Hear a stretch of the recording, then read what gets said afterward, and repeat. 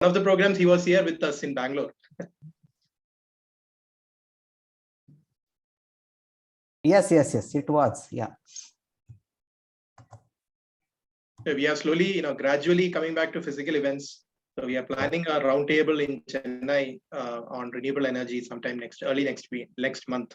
In fact. Okay, so do let us know. So maybe I will see if I can join in person, or I will see if someone can join from our Chennai office. So sure, we'll be open for that. But please keep informed us so that it will be important event from the sector perspective, because and I although we are planning one for GST together, but I am also of the opinion that we should reconsider something on the new proposed GST plus SEZ plus the policy that is coming up. So maybe when you are prepared now, we can do something on that, because a lot of things have been going around. The other day I was attending something organized by EPCS. Now a lot of things are happening on the SEZ plus. Keen to know and what are the changes that can happen, although nothing has been finalized at the moment. Yeah. So the challenge is that there is nothing public domain. There is no data information available. All whatever these things are happening or other being discussed is basis the Baba Kalyani report. So we'll see. Means I am also tracking the progress and what is to come in way forward. So we'll also tracking, because it is an important legislative change which will have the big economic reform and the investment dynamics, and it will have impact on the trade at large. So we'll see how it comes up and what's the government's intent finally, because they want to bring the more and more FDI, make the taxation agile. So let us see. Means there are few thoughts around it. So we'll see. Yeah. Sure. Okay. Joe is reminding us we'll start. Yes, Joe. We are right at 4. We'll start. We are expecting more people. That's okay. They can come in as they do. So yeah. Shall we start, Sandeep? Yes, sir, we can start. Right. Thank you. So good evening to you all. Myself, Vivek George from the World Trade Center. And I welcome each one of you to this session, which will decode, which India has recently signed with the UAE. Today, we would be helping you to understand the benefits of CEPA, the Comprehensive Economic Partnership Agreement between the two countries, which has come into force on the 1st of May. So India is, of course, the third, the biggest partner of UAE after US and China. It is believed that CEPA will eliminate duty tariffs of, if I'm right, more than 1,000 products. And best part is Indian exporters will also get access to much larger Arab and African markets. World Trade Centers at Bengaluru, Chennai, and Kochi are proud to present this webinar in partnership with the Indian Chamber of Commerce and Industry and Video India LLP as our knowledge partner.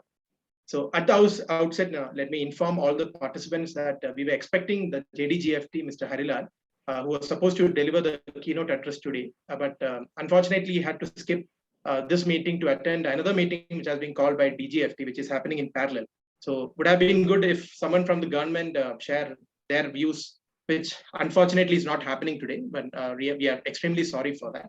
But at the same time, we are excited to have with us Mr. Krishna Barad, the Partner Customs and International Trade Video in our forum. Mr. Barad is not a new face for our regular attendees. We have had several interesting sessions with him in the past when he enlightened us on topics pertaining to foreign trade, SEZ, and all those customs related topics. His profile is already with you, and with immense pleasure on your behalf, let me welcome Mr. Krishna Barad to this program.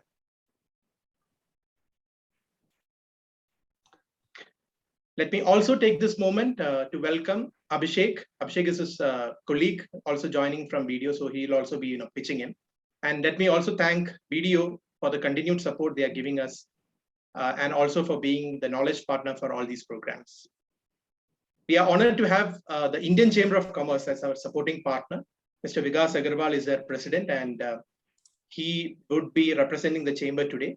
So ladies and gentlemen, please join me to welcome Mr. Vikas Agarwal and all the members of the chamber. The chamber in Cochin is one of the premier and oldest establishments in the country, as Vikas was just mentioning. They're located at Matanjeri and a must-visit place when you are in Kochi next. So once again, welcoming you all and hope you will find this program useful. We have also scheduled a QA as always towards the end after Barad's presentation. So please, point of time, maybe you can use the QA box to post your queries if you have. And please don't forget to include your name too. So I conclude here and I now invite the Indian Chamber President, Mr. Vikas Agarwal, for his address. Over to you. Thank you, Vivek, for that introduction. So it's very important that you mentioned that Matanjari being a hub of culture, tradition, and heritage, today represented by the chamber, which is 125 years in the making, and still going strong. Because UAE as an economy is probably 50 or 60 years old, and we as chamber 125-year-olds to welcome with UAE, and as India as a country to tie up with them, where 99% of the tariff lines will probably be open, and $100 billion is a present expected to happen within the 5 years. But I think that figure is a little smaller. I think it could probably go to 5 times that size. We're just starting, and I really hope that the traders from Kerala, traders from the southern part of India and from the rest of the India also make up for this. The gems and jewelry sector is the primary recipient of most of the benefits, and we have a strong activity there as well in terms of consumption and in terms of production as well. So looking forward to an interesting session where we can take away points for our chamber members and how they can take best use of this CEPA agreement that has been coming. Of course, the experts are here, so I would like to invite Mr. Barad and Mr. Abhishek to throw light on how specifically members of the trading community can benefit also from this agreement. Thank you so much, Vivek, and back to you for the next part.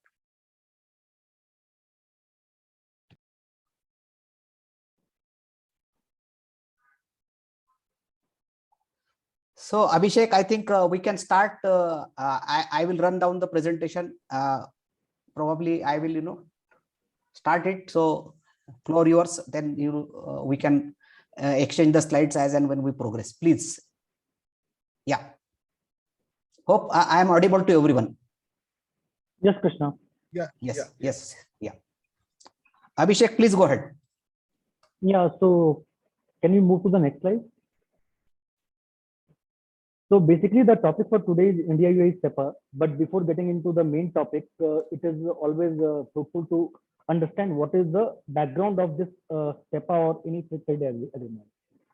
So everybody is aware that all the businesses over the entire world was getting disturbed by the World War and wars during 1940s, 1950s. So after World War II, the general agreement of tariff and trade has been constituted, and within that various facility of entering into various trade agreement, bilateral trade agreement between two countries has been provided. India is also a part of WCO and all these forums. So India has also been doing bilateral trade agreements with various countries, and it's rapidly growing during the recent past. Once Mr. Piyush Goyal has taken a charge of the ministry, and now India is in a, we can say that India is closing all the pending trade deals wherever they were having any discussion in a go-to manner. So if we'll talk about the free trade agreement or any kind of trade deal between two countries, the only thing comes to our mind is FTA, free trade agreement. But it's not just an FTA. There are various kinds of trade agreements or trade deals happens between two countries. So broadly, we have covered the different kind of trade agreements. One is free trade agreement, about which everybody understands that when two countries enter between any trade deal to provide duty concession on a particular goods or a host of goods, that is called free trade agreement. But if you differentiate, then free trade agreement is a free flow, like every goods are covered except negative list goods, wherein the access or preferential access to a particular country is provided to other countries. Just for an example, two countries enter into an agreement that these are the goods are negative list. Otherwise, all the goods will get some of the concessional benefit when imported into other countries. Similarly, there is a comprehensive economic partnership agreement, CEPA, like India has entered into a CEPA with UAE. So under these kind of agreement, it's not only about providing duty concession. It's about giving some concession on regulatory issues or providing a complete framework that how the trade between these two countries or the countries in agreement will work. Like if you will see India-UAE CEPA, then a lot of things has been covered except, and it's not only limited to the goods wherein the duty benefit will be provided. Like some of the part of CEPA also covers the regulatory aspects of it, like what kind of regulatory support will be provided, how the access of a goods in a particular country will be provided, or what precaution one country needs to take when dealing with other countries. So all kind of regulatory issues, even some kind of access to services, or a future roadmap between these two countries, that what should be looked into the future. Everything will be covered in comprehensive economic partnership agreement. It's not only limited to duty concession. Agreement is like free trade agreement only, wherein some positive list is created. The slide has made. Yeah. So preferential trade agreement is a positive list wherein the list of goods has been listed, that if we will import any goods from a particular from that particular list, then the duty concession will be provided. If we'll talk about framework agreement, it's also a broader concept. A complete economic framework is provided, like if we'll talk about ASEAN agreement or Japan agreement. Similarly, early harvest agreement is a preconception. Like if we want to enter into a trade agreement with a country, then that start with early harvest scheme. Once the two countries engage into any discussion of trade deals, then they enter into early harvest scheme. So currently, to my understanding, India and UK is having some early harvest scheme going on, and soon they will be entering into an agreement, trade agreement. So we can move to the next slide. Broadly, it has been covered. If we talk about global footprint, then as of May 12, 2021, these are the listed countries where with the trade agreement, like 46 covers here, 11 to 35 trade agreements, some countries. We can move to the next slide. So this is the list of EU is having trade agreement with various countries. India is also in talk with EU for a trade agreement, and that is also in pipeline. We can skip this because this is also a broad thing to cover, that these are the countries are part. So ASEAN or SAFTA is the majorly talked about trade agreement of India, wherein a lot of benefit provided and people in trade are engaged and using the benefit under these agreements mostly. So if we talk about FTA from India perspective, so what is FTA? As I mentioned, that it is an agreement between two or more countries where the countries agree on certain obligations. Sometimes it's only limited to fiscal benefit like duty concession. Sometimes it's regulatory benefit also. Sometimes it gives a clear picture of trade between two countries, that what precaution you need to take when you are engaged into trade between two contracting parties. So it's like a reducing barrier. And if you see currently India is having 17 FTAs with more than 21 countries. So some of the agreement involves more than one country, like SAFTA or ASEAN. So here in all participating countries, they give benefit to each other, and there is and work on a similar framework. We can move now. So how it is getting implemented? So it is getting implemented with involvement of each and every ministry, and basically driven by the Ministry of Commerce. So Ministry of Commerce engages with other countries' counterparts and initiate the trade deals. Then they go into our early harvest scheme, and then they negotiate for a good to be covered under the agreement. And then how the agreement will work, what kind of goods will get covered, what benefits needs to be provided. Sometimes it can be complete duty free, sometimes it can be a partial duty free. So if we remember that India was also in discussion for RCEP, which got cancelled after early harvest. So once the agreement is executed, like India has executed recently one agreement with Australia, until then all the ministries involved. So in just say Ministry of Commerce in India, they take feedback from all other ministries that if we'll provide some concession to other country on a product which their ministry deals with, whether that will impact positively or negatively. So all those ministries get involved, and they first reach to the conclusion within themselves, then they negotiate with other countries, and sometimes negotiation takes years. Sometimes it takes 10 years, 12 years, 5 years, or sometimes it can get concluded within months. Like India is the fastest concluded agreement. So we can move to the next one. It's covered broadly. So Krishna, if you want to throw some light on this operational certificate procedure, then it would be great. Abhishek, just to interrupt, I think there is some audio issues at your end. Maybe you can try removing that earpiece. But the voice is a bit distorted. Maybe you can adjust by the time you come next. Yeah, over to you, Mr. Krishna. Yeah, so I think, Abhishek, thanks. I'm audible to everyone? Yes, sir, you are. Okay, great. So whatever I have spoken earlier, that was audible or? It was audible when there was some distortion. So, but it was okay when we were able to hear you, but not perfectly. Oh, my apology. You should have. No problem. No problem. Yeah. Okay. So as you know, the today's topic is basically about the India and UAE CEPA, and since there are large participants, I see there are almost 127 people who have joined, and I'm hoping that each one is curious that what is the benefit and what all are the provisions which are there in the India-UAE CEPA. So, but to set the ground, what happens is every company is into the manufacturing predominantly. Their biggest challenge is that how to plan the tax payment, or how to optimize the supply chain. Whether can I source the goods wherein there is a better taxation, or there is a better availability readily available, or it is near to my factory manufacturing location, or is it on the sea route or air route. All these are some of the key parameters whenever we want to define the supply chain. So let me give some more insight on this. If I am in India, now I cannot source my raw material from a country like Brazil, because it will kill my supply chain. Likewise, if I am to source some material from Mexico, again I will be at mercy of the vessel, and it may come, may not come. It will not have the direct connectivity. So these are some of the key points which I thought I will highlight to the audience. Now what happens is India as a country which is Southeast Asia based country in a way, and we have four side.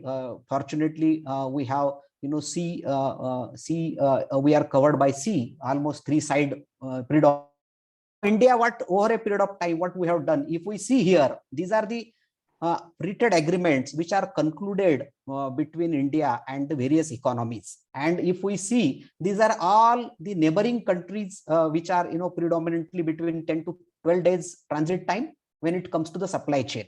The longest one is Chile. Why it is so? Because Chile has the largest natural deposits of copper ore and other things, because I have worked with one of the copper company. So we used to source the copper ore from Chile, and Chile, unfortunately, they do not have the refining capabilities or capacities, and they export large copper ore across the world.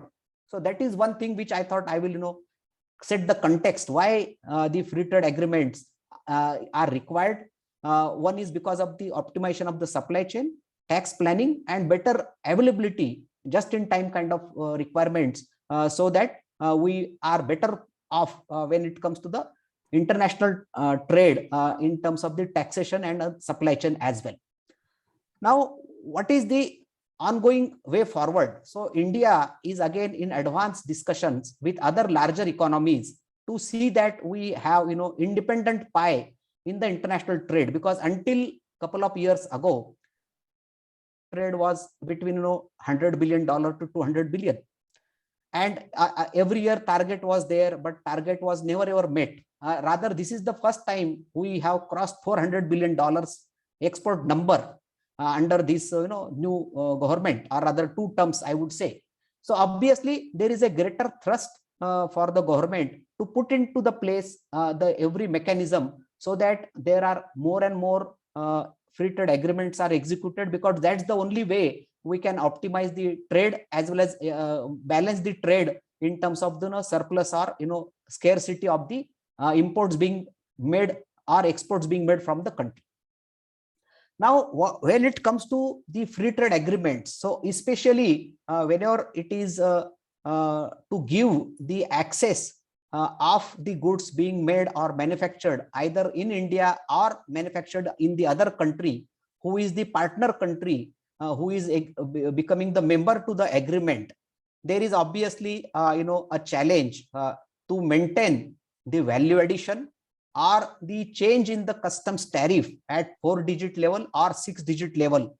That's the kind of requirement which is the baseline for all the free trade agreements are being imported from particular country and they're getting sourced from a FTA country doesn't qualify or doesn't mean that I will enjoy the benefit of free trade agreement. So this is again, I thought I will make it a bullet point, because if the goods are being imported from a particular country, that doesn't mean that they are manufactured in that country to meet the criteria to fulfill the rules of origin and to have the benefit of the duty exemptions.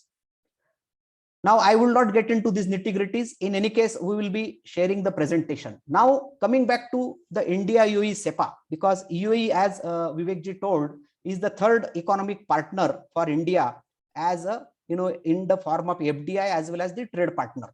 So what is the target? What government has put? Government has put over a period of 5 years, we will have the trade of $100 billion, which is a very ambitious and very aggressive target, because $100 billion is in the terms of goods, and we do have $15 billion for the services as well. Now, what is the market access which we have got? We have there are almost 20,000 line items in the form of tariff. They are covered from the both the sides. So from Indian side, we have 11,900 of different chapters. We will talk about that in a specific way.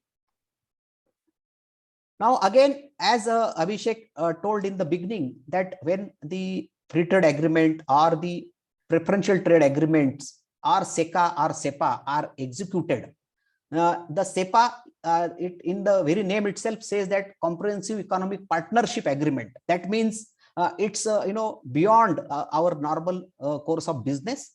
Partnership means that we will collaborate on various aspects of the trade and also the people, culture, etc., etc. So that means here, if we see, these are the bullet points which are from the government's public document, and wherein we are agreeing that we will have the food security, health cooperation, and defense and security. These are also the areas which both countries will partner to bring the synergies. Same wise, we have the climate action and the renewable energy. Fossil fuel is one of the key area wherein India is highly dependent on Middle East. So probably people are, or the government is thinking that can we have the solar generating plants or windmills which supply the power cross border. That's the new are there, and that's the why Mr. Modi has initiated International Solar Alliance, and that is the precise thought how to save the climate at large by adopting some measures at large. Now again, we have also gone ahead with the technical barriers as well as packing mechanisms, sanitary and phytosanitary measures. They are also part of the agreement, so that whenever there are packing materials being used for the exports, then they will have the environment friendly, etc.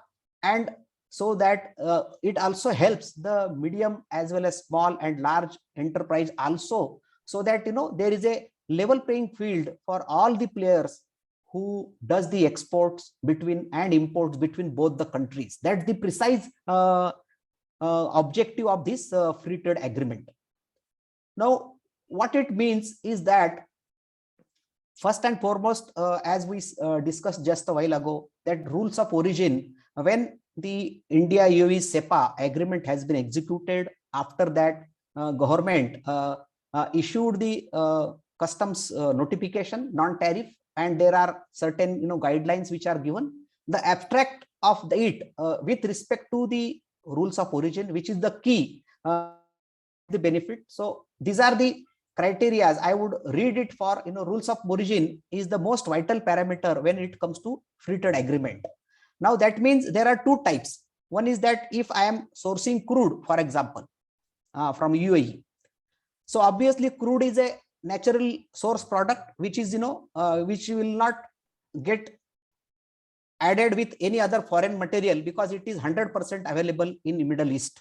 For example, if I am sourcing some crude oil from refinery, then it is obviously naturally wholly obtained or sourced from that particular country.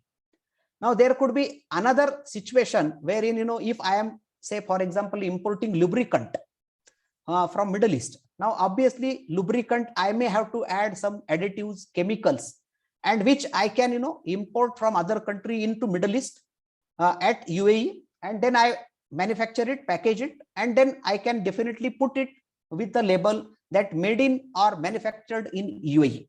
And obviously basis the value addition norms, which is for India-UAE CEPA, minimum value addition is 40% for across the line of items tariff. What we have discussed, I will show which are the covered and what are the benefits available to the specific sectors. Now this is one key condition. Second key condition is that whenever the goods are being imported from Middle East, then obviously there has to be a confirmation by way of a document called certificate of origin that these goods are meeting the rules of origin criteria and other set inputs which are mentioned in the document agreed or executed between both the ministries, that is Ministry of Commerce of India, Ministry of Commerce in United Arab Emirates.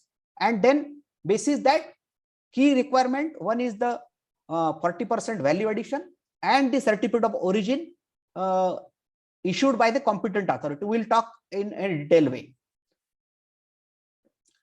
Now, these are the tariff line items by chapter. I am not getting into specific inputs. We will be sharing the presentations.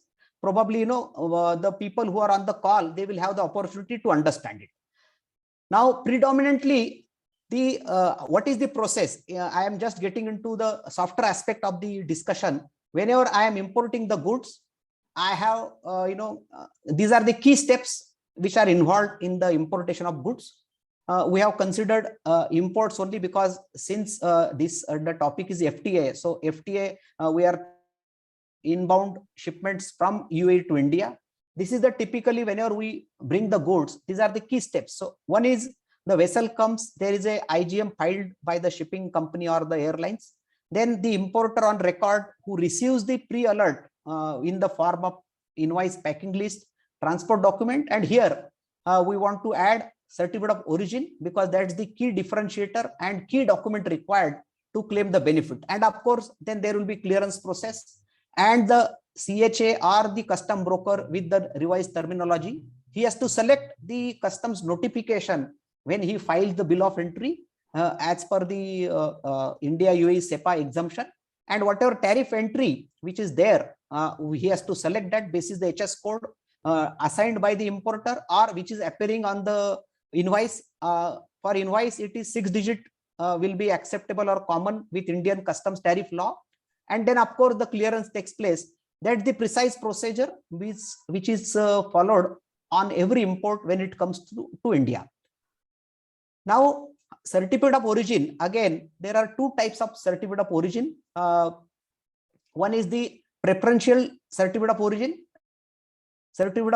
which is issued by the nominated agency under the respective free trade agreements, because as we know, we have India-UAE CEPA, before that we have IFTA, we have APTA, we have then SAPTA. These are the various terminologies being used. So certificate of origin is one of the key document, and please remember, certificate of origin will be issued by the competent authority within 5 days after the shipment. We cannot have the certificate of origin issued before vessel sailing. Many times this is a discussion which comes. Of course, we will have the Q&A session. And one more thing, the certificate of origin is given by shipment. That means one invoice, one packing list, one bill of lading will have the one certificate of origin. Now, if I have multiple shipments coming in, then I will have to take each shipment wise, or to be very precise, invoice and bill of lading wise, the certificate of origin will be granted by the competent authority in this India-UAE CEPA. Now, one more thing, it is valid for a period of 12 months in a way, because this discussion also will come in the Q&A session. So I just want to highlight over here, is that certificate of origin, there are situations they are taken after sailing of the vessel. Then obviously you will not be able to clear the shipment until the original certificate of origin available. And then if it is from third country, we will talk about that. Now, what is the information which is required when we want to obtain the COO? So especially these are the contents which are shown over here. One is that the exporter's invoice address, registration number, which is which he has with the agency who issues the COO, and then of course item description, HS code, and other host of details, calculation with respect to value addition requirements. It is slightly technical. We will talk in a detailed way as and when we progress in the journey. Now, obviously, these are the on the right side. These are the 9 certificate of origins which are currently available. Of course, these are different countries, but we have highlighted India, UAE in the blue color, which is the topic for today's discussion. Now, what is the format? Again, this is the part of the customs notification. As I said, the customs notification is 39/2022, which is issued on the by the CBIC to implement this CEPA free trade agreement. Now, this is the format, and these are the contents which are prescribed in the format of the notification. Now, these are, again, we thought it would be good that if there are any other countries, how the certificate of origin looks like. We have taken the templates for the purpose of reference only, because I am sure people will be importing, but they may not be aware, or they wanted to know some more thing. We thought we will put it. Now we are getting into the customs law or the tariff. The Customs Tariff Act 1975 will have the customs notification and the HS codes to grant the exemption on the items being imported between 2 countries. Now, when we talk about the value addition norms, and the duty exemptions, so we have taken one sample example over here. Is that if I am importing anything from South Asian countries, then if my BCD is 30% for a particular product, say it is a fruit juice based drink, then normal duty is 30%, and that we have social welfare surcharge and IGST.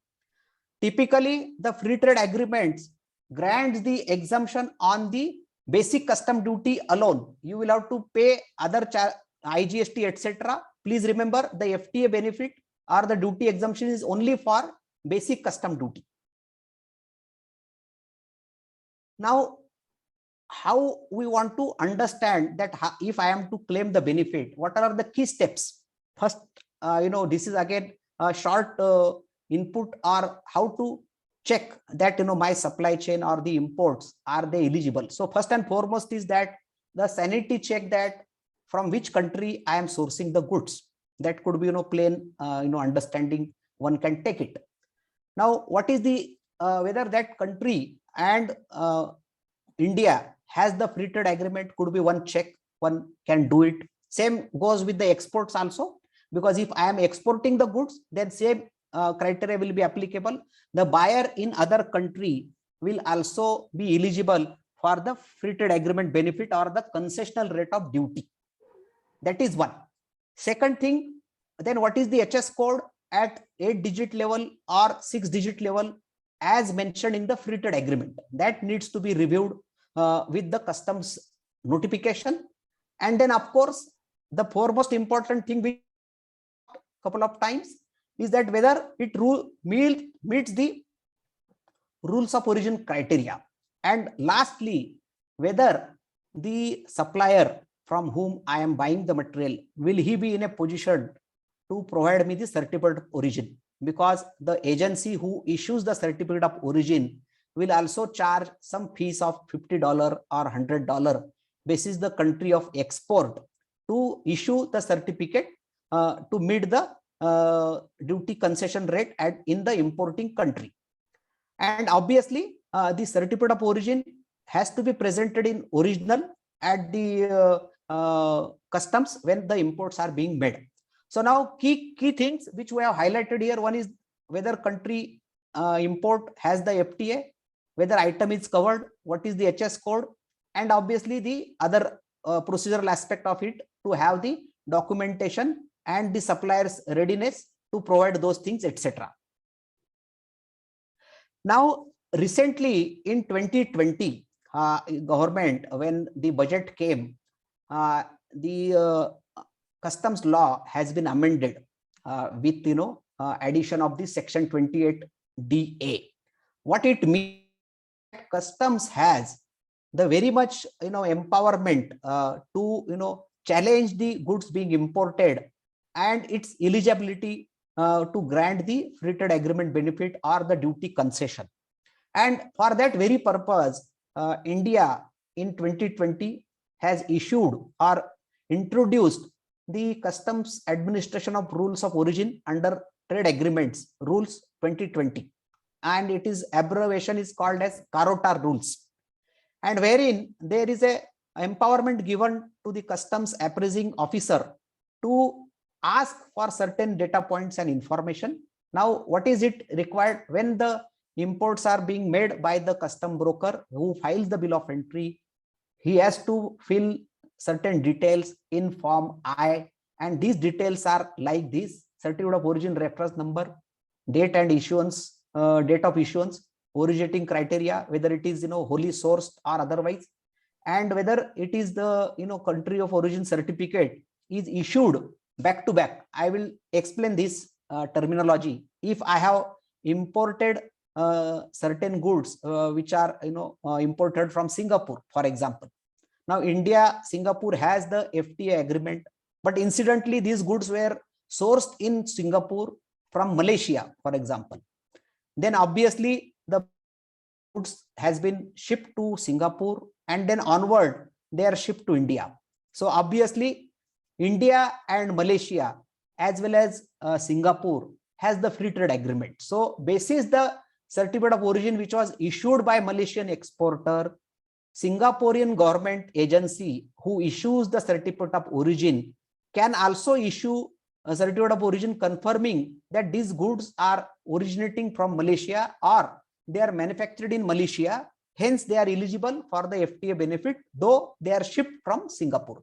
That's the arrangement called as back-to-back COO.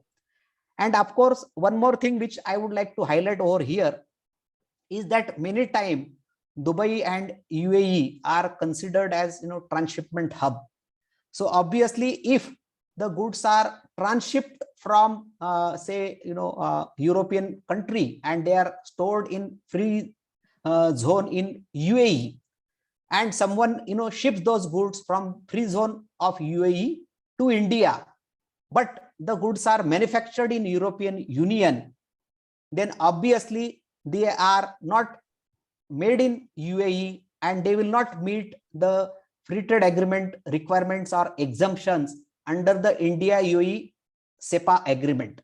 Please remember, if the goods are wholly in UAE or with other goods but meeting the 40% validation criteria, will be only granted the free trade agreement benefit. If they are transshipped from some other country, stored in Dubai warehouse and then shipped from there to India, doesn't qualify for the free trade agreement benefit. So please be cautious and please remember this when we are saying that no, my goods have come from UAE. But please check what is the country of manufacture, country of origin, and whether you have the legitimate certificate of origin to claim the duty exemption, because there are stringent compliance requirements which we will talk in coming slides if there is any violation on the FTA side. Krishna, with your due permission, I would like to highlight 2 points over there. Yeah, please. Yeah, so Krishna has spoken in detail about Carotar compliances. So I have 2 points to add. One, there are some mandatory required field, which Krishna has already mentioned that under Form I you have to declare at the time of import. Apart from that, Krishna will take that in detail, but just to highlight, there are certain information which is required to be possessed by the importer. and those information pertains to value addition and how the goods has been manufactured, and more generally that information is with the original manufacturer of the goods, but the carrotter mandates that to obtain the information from the original manufacturer to the importers. And in case anytime there will be an inquiry from the department and the importer will not be able to produce those information, then there could be a denial from inception of the benefit taken by the importer. So this is a very stringent rule. And second point which I would like to highlight is that people used to challenge carrotter in totality, because the one argument has been taken by the trade is that free trade agreement is between two countries and governed by a particular trade agreement, and carrotter rule is an independent rule introduced by the government of India. However, if you see India-UAE CEPA, since this is a comprehensive agreement, both the government has made carrotter as a part of the rule itself. So if you read the CEPA, then carrotter is a part.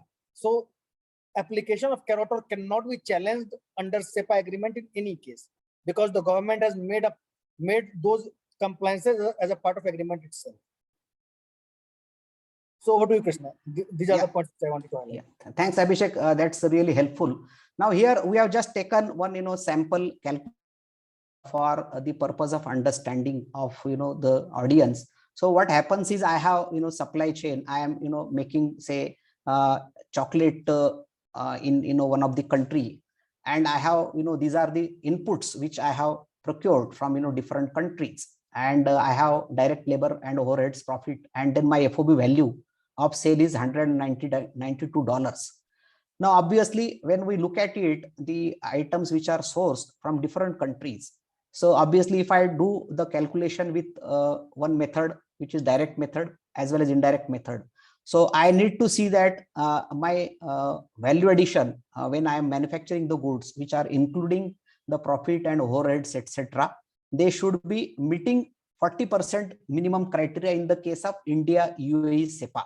So that means if I am a manufacturer of say any other item in UAE, then obviously I will have to see that my raw material cost plus the direct labor and overheads profit and FOB value of sale are meeting the value addition norms. If it doesn't qualify, then probably the product exported from UAE will not meet the rules of origin criteria, and hence will not be eligible for the benefit of FTA.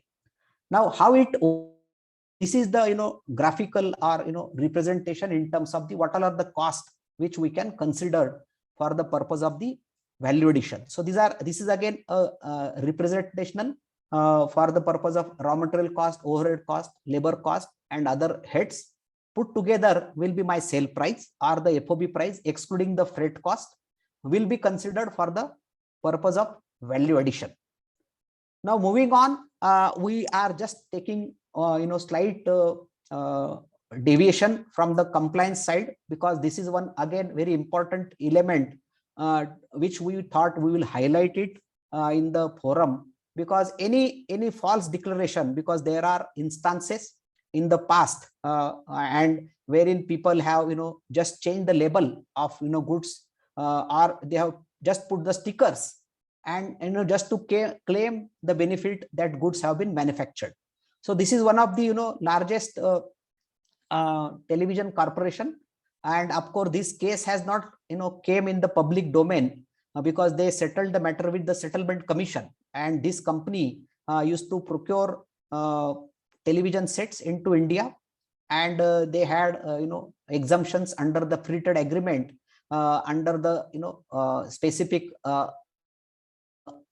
free trade agreement, but then it was found that they were not meeting the value addition criteria which was prescribed as 35%, and then the company and the DRI reviewed this, and then they issued the notice, but somehow the matter got settled and the company has paid almost 300 crores duty for the misdeclaration, etc.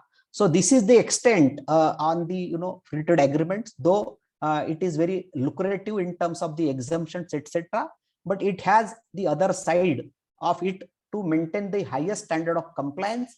because we can't play with the valuations or the valuation norms, because this agreement is between two government agencies, and they are very much have the capability, or they have the requirements to exchange the information between two administrations to validate the imports from a particular company or a product being imported between both the countries. So this is one thought we wanted to leave it over here. We don't want to get into more details about of it, but it is again a tool to optimize the supply chain. It has some requirements. It is legitimately able to maintain those requirements. We will be definitely having the larger benefits to the companies. Now, what is the violation, and what are the consequences if I misdeclare and it is found, notice, caught? Then one is, of course, you as an importer, your brand value as well as reputation will be at risk. Second thing is that you may not get the free trade agreement benefit for the imports being made by you. Then, of course, if you are an AEO certified company, then your AEO may get withdrawn, or it may get downgraded from one category to another category. And of course, the recovery will be minimum 2 years. They can go up to 5 years in case of such alleged fraud. And of course, then company may subject to fine, penalties, etc. And company personnel may also be called for the hearings, etc. And litigation, it is a long drawn process under the free trade agreements violation. So this is the one thing which we thought we will highlight. Now, what is the extent of the fines and penalties?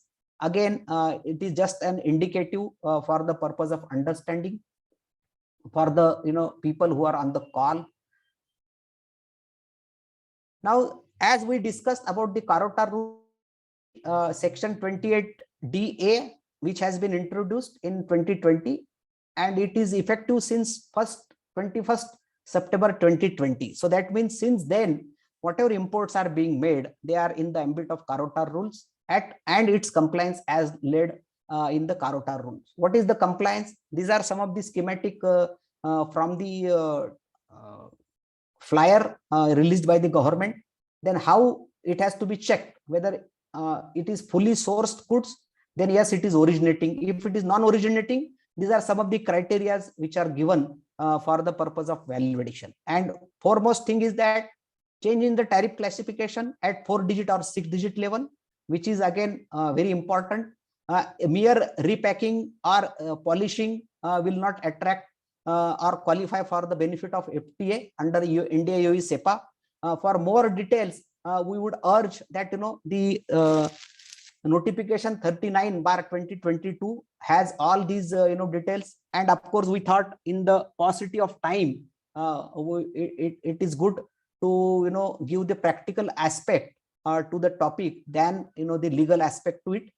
And of course, as we said that anyone attend to the implementation of the FTA benefits, then we thought these are the steps which probably the importer can follow. One is the phase 1 coverage, whether it is has the HS codes with item description. Then review it with the supplier, whether the supplier can provide the details around Carota rule compliances, bill of material, manufacturing process, flow chart, value addition norms and criteria. Then of course the supplier who is in a position to provide the COO, and then of course we provide the certificate of origin, clear the cargo by declaring the proper inputs in the form I. And then of course, as per the Carota rule, we have to maintain the record for a period of 5 years. In the event of any ask from the government, we may have to provide the inputs around the production process and bill of material, etc., etc. So, and these are some of the important definitions which are part of the customs notification. I will not get into more details around it, but what is the important thing over here is there are certain definitions with respect to the originating and indirect material. They are of very important to formalize the value addition criteria. I know it is very technical to explain in the per se, but those who has more curiosity or want to know more, me and Abhishek are at your disposal for any question, and this one we now probably open the forum to have the discussion largely. Now the tariff, what we have covered, I just want to highlight. One is as we know geographically, UAE is in Middle East, so large petrochemicals companies are there. Krishna, So it would be better if we can display those tariff schedule, and then we can talk. So there, as thanks Abhishek for that. So the idea of giving the sector specific items, if you see here, I would just probably these are the entries which are covered for specific segments. So I would chemical large entries are there. There are almost chapter 28 and 29 which comes under the chemicals. Then plastics, again 39 chapter of HS code, and then 58 and up to 63 textile and garments, there are almost 2000 entries. Then we have chapter 70, 71, etc. These are again goes for the pearls and golds, etc. base material articles. And machineries, there are large items which comes under the chapter 84 and 85. They are segment. So typically, as again, or the sector, I would say that it is predominantly chemical sector which has the large entity, that is chapter 28 and 29. Majority of the goods covered there. And rubber, again 39 chapter plastic and 40 is rubber. So 39, 40, 28, 29. And then of course garment sector has the large value added products coming from Middle East or UAE.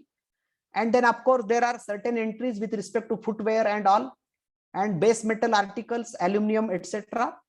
And lastly, the dominating sector is the I would say it is the gold sector, which is the predominant sector which is available in the free trade agreement or its exemptions from the perspective of the benefits.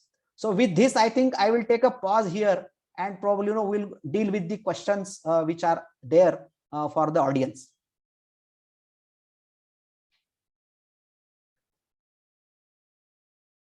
So Vivek ji, over to you. If there are any questions, we will be more than happy.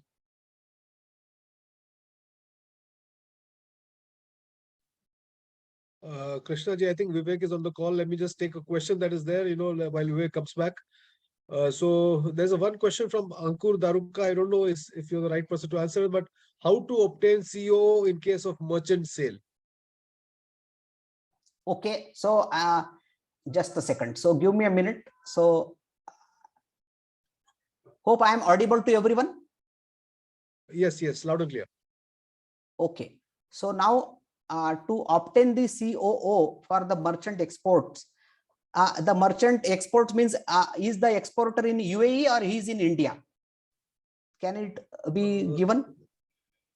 No, that is not given. So I Okay. believe. So no problem. So if I am a unit in in India and I am a trader, now I have sourced the goods from a company A which is manufactured the goods in India, and I am the merchant exporter from India. The goods are being shipped from India to UAE, for example, or Dubai is the port of final destination. So obviously, as long as the goods are manufactured and meeting the 40% rules of origin criteria or value addition criteria, the merchant exporter who is filing the shipping bill, he gets the certificate of origin basis the invoice, packing list, and other details as supplied or supported or given by the goods original manufacturer. That is good enough, because see, merchanting trade is also allowed for all the benefits when it comes to the free trade agreements or the foreign trade policy or the customs regulation as well. So in short, any person who is doing the merchanting exports also, basis the information and data and manufacturing details, he can get the certificate of origin as prescribed in the India-UAE CEPA, and it is applicable from both the sides. Means if it is import from UAE or export from India or export from UAE, both sides. Yeah, Vivek, while you were on the call, I just took a question. Back to you. No problem. Yeah. In fact, Mr. Barad, there are a few questions that have already come in. So many have requested for the PowerPoint, which of course we will share once we receive the final deck from video. Sure. Of course, we'll do that. So I just want to touch upon something on the the trade abuse that normally happens. And you were mentioning about the Singapore, Malaysia kind of thing. So in all possibilities, then these kinds of thing can also come up in in the coming months when you actually implement all these things. So what are your thoughts on? As we speak, it is the responsibility of the importer. If he is going to claim the benefit in India, that means he has to ensure, and what could be the first step. If you ask me, as an importer, when I release the purchase order, obviously I will put the terms and conditions that these goods being imported from United Arab Emirates are subject to free trade agreement exemption as notified by the customs notification number so and so. The supplier of these goods has to provide the required documents as well as other compliance requirements. As and when there is any inquiry from the government, then the supplier to support and cooperate on the requirement. This could be one thought. Now from the face of discussion, it looks ridiculous, but if we want to bind with compliance as well as safeguard our interest, this could be the first step, I would say, as an the tax compliant company. If I am going to import the goods and claim the benefits, this could be one thing. Second thing is that if at all I am engaging into a dialogue is new, probably if I have any possibility that I have office in Middle East, and I go and do the background verification, since I am depending on a large contract, large volume of the imports, and which are the duty stakes or the exemptions are large. This could be the second scenario. And third scenario, of course, with the brand value. If I am say there is a reputed global company who is shipping the goods from Middle East. Now I cannot take any name, but I'm just giving as an example. Now obviously when you have the dialogue, you can tell them that hey, I am buying these goods, and if there are any annual contracts, bigger stakes, then you have the across the table discussion, candid buying in, so that there is no misunderstanding or there is no compliance risk for the seller as well as buyer. Hope this helps.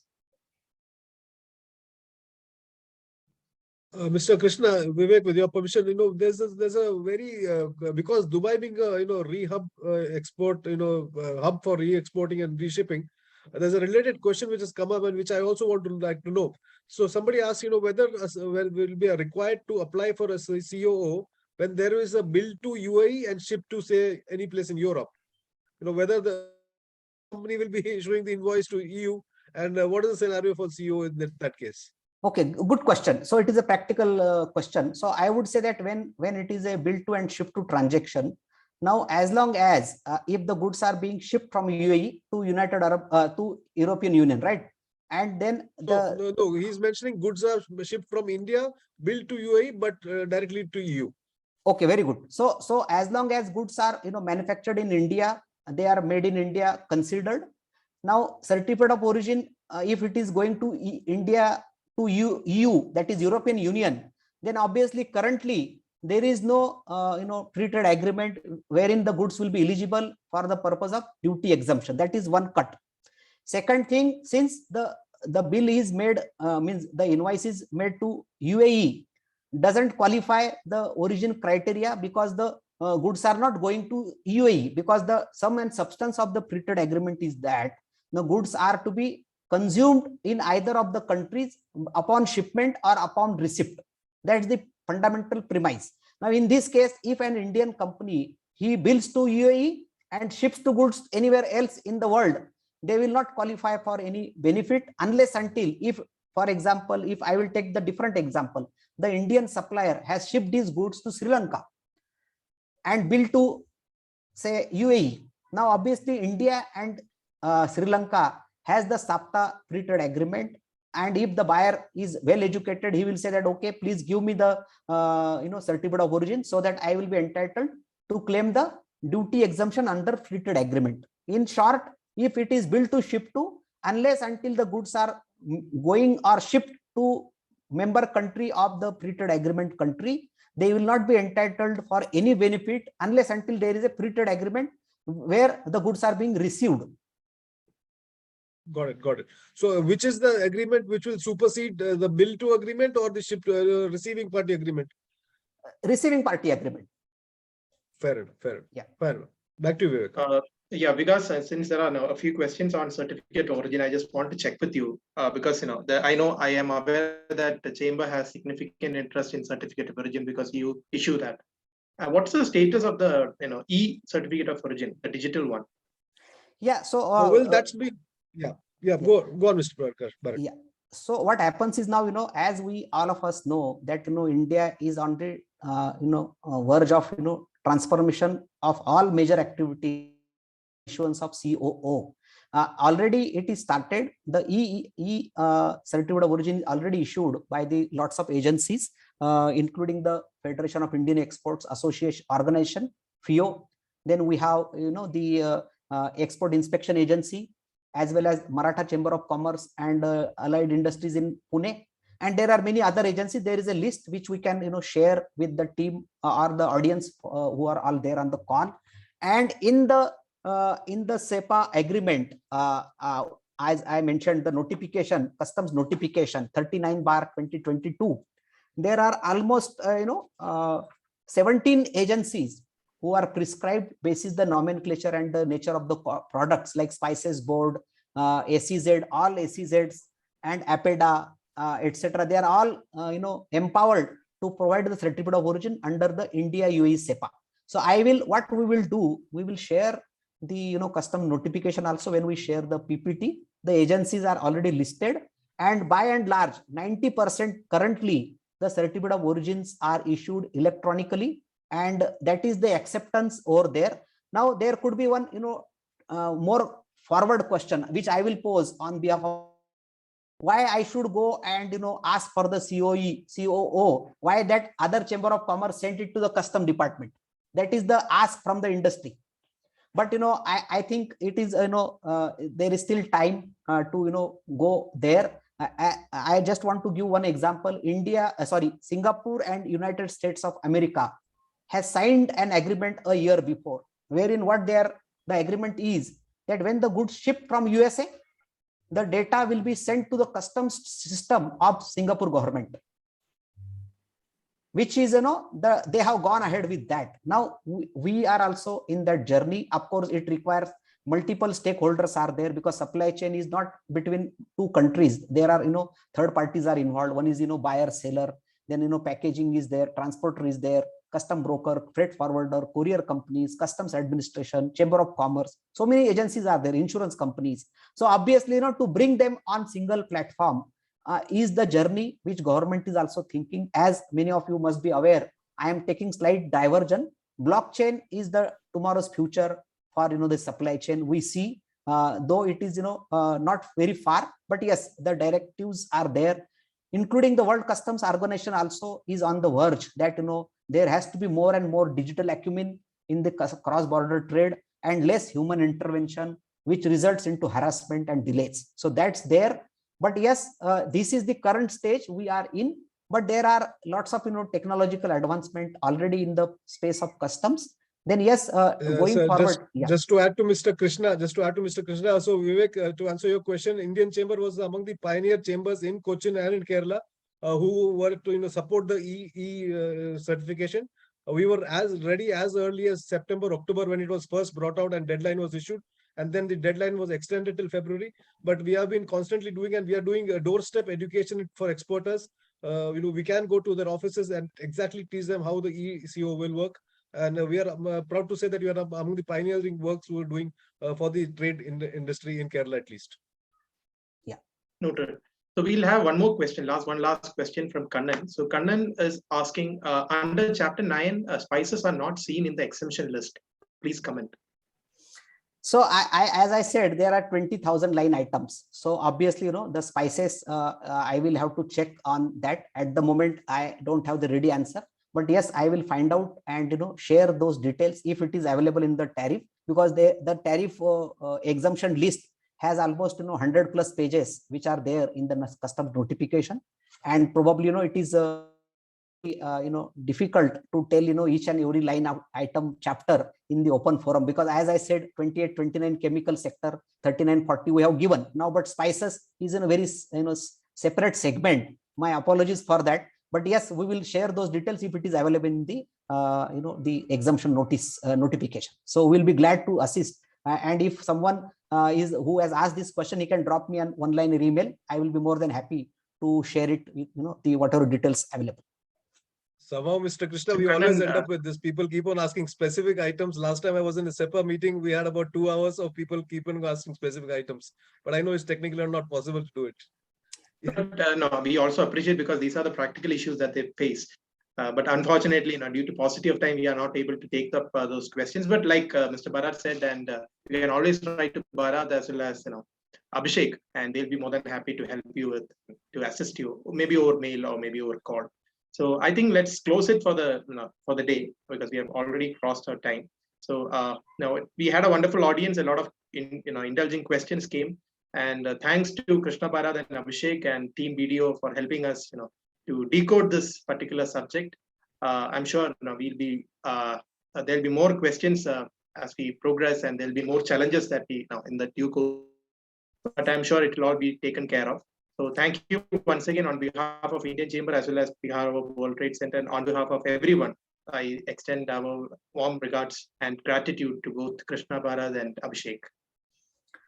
Pleasure, Vivekji and Vikasji. Thanks. It was wonderful to interact with everyone, and this is our second webinar in this year, and of course we will continue the journey and look forward. Thank you very much. Yeah. Thank you. So thank you so much, Vikas, for your partnership. We really appreciate your support. And let me also thank Anu for coordinating. Anu is the secretary, chamber secretary, and all the members of the chamber, and all the participants for tuning in. And we are planning to do a few more around this subject, which will be informed. And we have a few other sessions lined up, which will be invitations will be coming to you. Please do sign up if you are interested, or you can also refer your friends and colleagues to such programs. Most of these are free programs unless otherwise specified.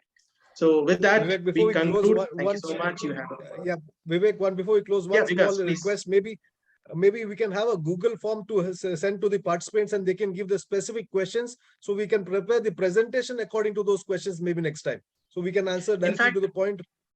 Yeah, thanks, Vikas. In fact, do that, and these questions were shared with Krishna Barad yesterday. So most of it I think he has covered in his presentation. So that is it's a very important feedback, which we have started doing it from maybe for the last 2 years. So it's quite helpful, and also for the participants, because it makes the presentation more meaningful. So thanks for that. So participants, thank you so much. We'll be in touch. Please have a wonderful evening. Thank you. Thank you, Vivek, Vikasji. Thank you. Thanks, Abhishek. Thank you so much. Thank you. Take care. Bye-bye.